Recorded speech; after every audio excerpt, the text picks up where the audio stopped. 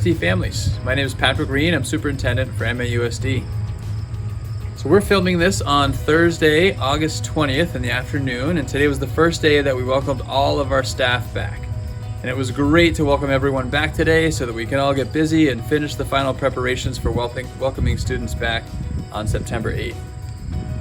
I want to take this time to really thank the more than 100 community members that attended our community town hall on Tuesday night. I hope you found it really useful.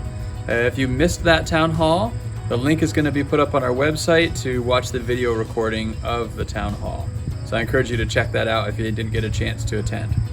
In today's reopening video, I'm going to talk about face coverings, travel, health screening, looking ahead in our reopening plans, and the school calendar.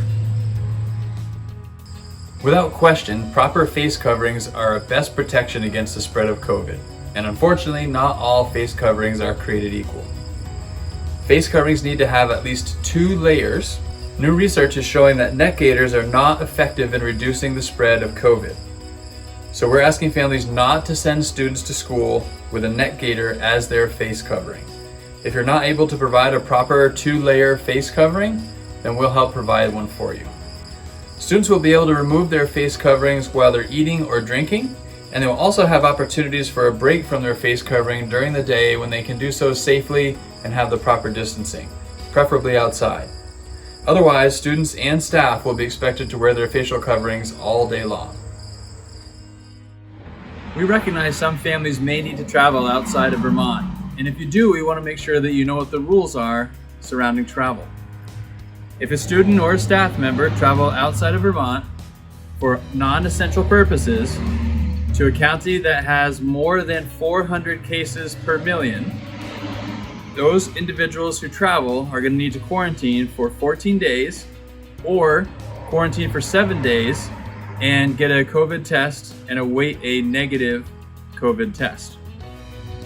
A doctor's appointment would be an example of the kind of travel that you wouldn't need to quarantine for. Students who need to quarantine are recommended to engage in remote learning during their quarantine period. And anyone who travels outside of Vermont by public transit, bus, train, airplane, also is subject to the quarantine order.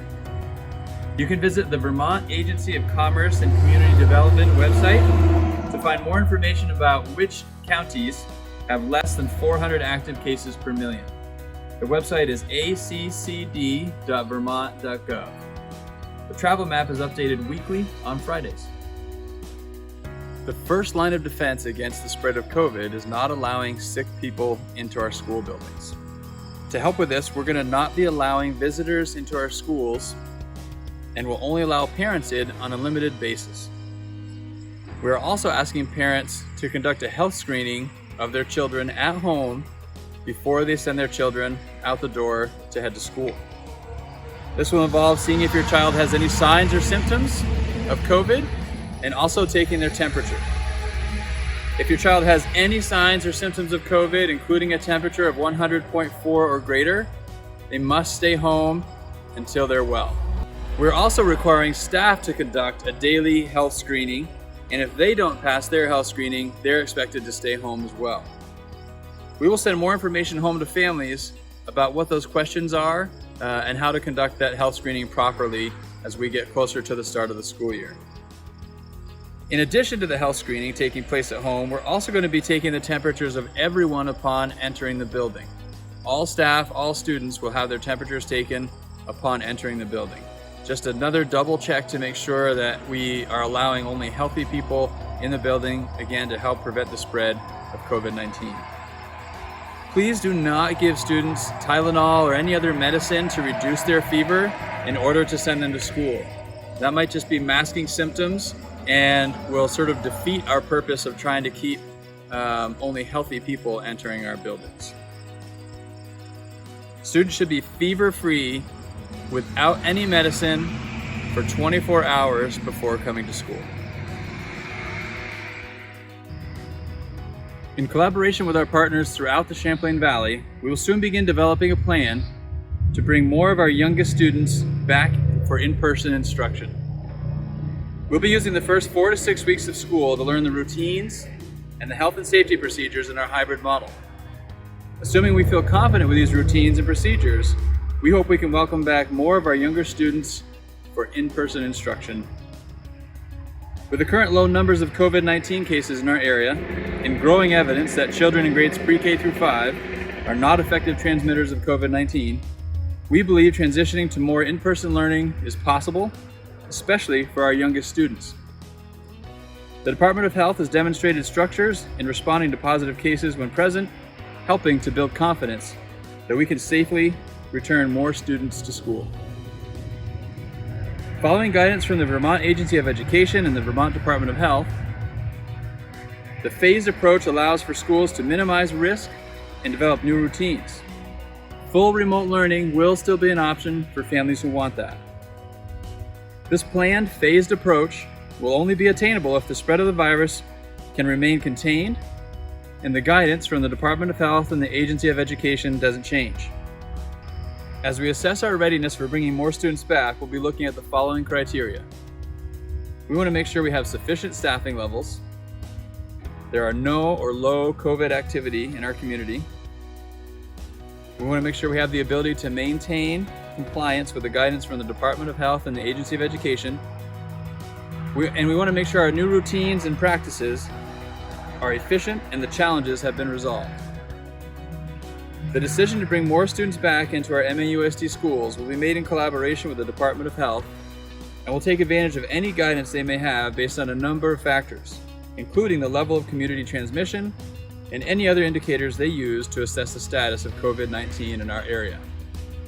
As always, decisions to bring students back will be made with the best interests of our students and our staff first.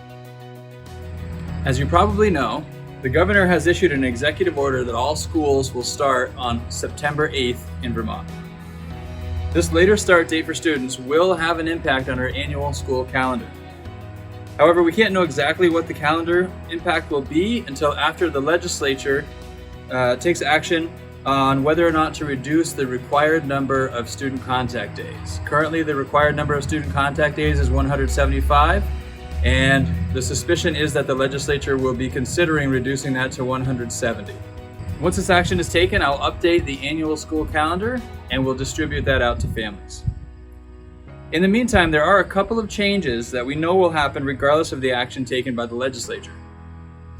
One is the week of Thanksgiving will now be a vacation for students and staff. The original plan was for staff to be at work Monday and Tuesday of Thanksgiving week. However, we moved those 2 days of in-service to the weeks leading up to students returning. Additionally, March 26th was originally planned to be a teacher work day, but a day off for students. We also had to move that in-service day to these weeks leading up to students returning, which means now March 26th will be a student contact day. We do know that there will be other changes to the calendar, and we can finalize those once the legislature takes its action. And once that decision is made, we'll get that new calendar out to all of our families. I hope this video offers a little more clarity as we approach the reopening of our schools on September 8th. Remember, if you have any questions, you can email them to covid.help@mausd.org, or you can go find the link to the community town hall that will be on our website. And thanks for watching, and we'll be back next week with more information.